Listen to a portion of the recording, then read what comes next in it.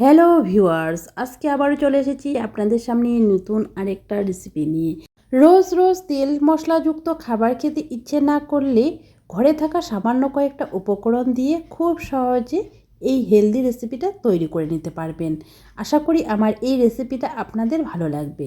রেসিপিটা তৈরি করার জন্য প্রথমে আমি একটা বোলের মধ্যে নিয়ে নিচ্ছি একটা ডিম। এখানে আমি রেসিপিটা একটা ডিম দিয়ে তৈরি করছি, আপনারা চাইলে 2টা ডিম বা 3টা ডিম দিয়েও তৈরি করে নিতে পারেন। এবারে আমি এখানে দিয়ে দেব 3 টেবিল চামচ চিনি। এখানে আমি একটা ডিমের জন্য 3 টেবিল চামচ চিনি দিয়েছি। আপনারা যদি ডিমের পরিমাণ বাড়িয়ে নেন তাহলে চিনির পরিমাণটাও বাড়িয়ে নেবেন। এবারে দিয়ে দিলাম সামান্য একটু নুন। এবারে সব কিছু একসাথে ভালো করে মিশিয়ে নেব যতক্ষণ না চিনিটা মেল্ট হচ্ছে। আর দেখো বন্ধুরা, আমার চিনিটা কিন্তু সুন্দরভাবে মেল্ট হয়ে গেছে। এবারে আমি এখানে দিয়ে দিচ্ছি 2 চামচ গুঁড়ো দুধ। গুঁড়ো দুধটা কিন্তু অবশ্যই দেবেন, তাহলে কিন্তু খেতে অনেক বেশি ভালো লাগবে। এবারে গুঁড়ো দুধটা ভালো করে মিশিয়ে নেব। সুন্দরভাবে মিশিয়ে নিতে হবে যাতে কোনো রকম দোলা পেকে না থাকে। আর দেখো বন্ধুরা, আমি গুঁড়ো দুধটাও সুন্দরভাবে মিশিয়ে নিয়েছি। এবারে আমি এখানে দিয়ে দেব 1/2 কাপ পানি। পানিটা দিয়ে আবারও ভালো করে মিশিয়ে নেব। পানিটাকে আমি ভালো করে মিশিয়ে নিয়েছি। এবারে আমি এখানে দিয়ে দিচ্ছি 1 কাপ আটা। এখানে আমি আটা দিয়ে তৈরি করছি, আপনারা চাইলে ময়দা দিয়েও তৈরি করে নিতে পারেন। আমি হেলদিভাবে তৈরি করছি, সেজন্য আটা দিয়ে তৈরি করছি। দেখো আমি সুন্দরভাবে কিন্তু মিশিয়ে নিয়েছি, কোনো রকম লাম্পস থাকবে না, একদম স্মুথ একটা ব্যাটার তৈরি হবে। ব্যাটারটা কিন্তু তৈরি হয়ে গেছে। এবারে আমি এখানে দিয়ে দিচ্ছি, দেখো হাত দিয়ে 1 চিমটি দারুচিনির গুঁড়ো। দারুচিনির গুঁড়োটা দিয়ে আবারও ভালো করে মিশিয়ে নিচ্ছি। এখানে কিন্তু কোনো রকম বেকিং পাউডার বা বেকিং সোডা আমি ইউজ করিনি।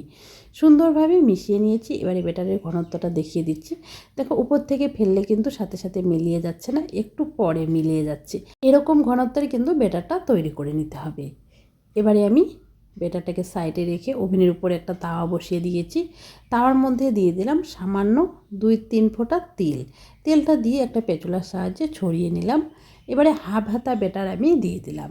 কিছুক্ষণ অপেক্ষা করার পরে উল্টিয়ে নিচ্ছি। আবারও কিছুক্ষণ অপেক্ষা করব। আবারও উল্টিয়ে নিচ্ছি।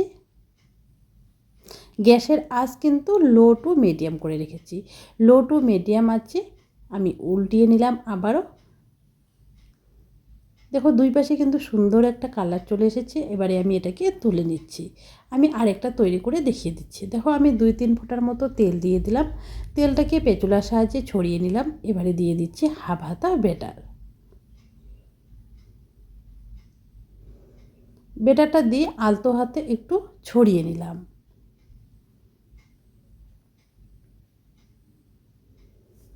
কিছুক্ষণ অপেক্ষা করার পরে এবারে আমি উল্টিয়ে নেব। আবারও কিছুক্ষণ অপেক্ষা করব। দেখো দুই পাশে কিন্তু সুন্দর একটা কালার চলে এসেছে। এটাকে আমি তুলে নিলাম। একইভাবে কিন্তু আমি সবগুলোই তৈরি করে নিচ্ছি। আমার এই রেসিপিটা আপনাদের যদি ভালো লাগে অবশ্যই একটা লাইক দিয়ে কমেন্ট করে জানাবেন। আর প্রতিদিন নতুন নতুন রেসিপি পেতে চ্যানেলটাকে সাবস্ক্রাইব করে পাশে থাকা বেল আইকনটা ক্লিক করে নেবেন নতুন রেসিপির আপডেট সবার আগে পাওয়ার জন্য। রেসিপিটা কিন্তু পরিবেশনের জন্য একদম রেডি। এই রেসিপিটা খুব তাড়াহুড়ায় আপনারা সকাল বিকেলে নাস্তায় বা বাচ্চার টিফিনে দিতে পারেন। খেতে কিন্তু বেশ ভালো লাগে, বাচ্চা থেকে বড় সবাই পছন্দ করবে। রেসিপিটা সম্পূর্ণ দেখার জন্য অসংখ্য ধন্যবাদ। আজকের মতো এখানে বিদায় নেব। আপনারা যে যেখানে আছেন ভালো থাকবেন, সুস্থ থাকবেন। বাই বাই বন্ধুরা।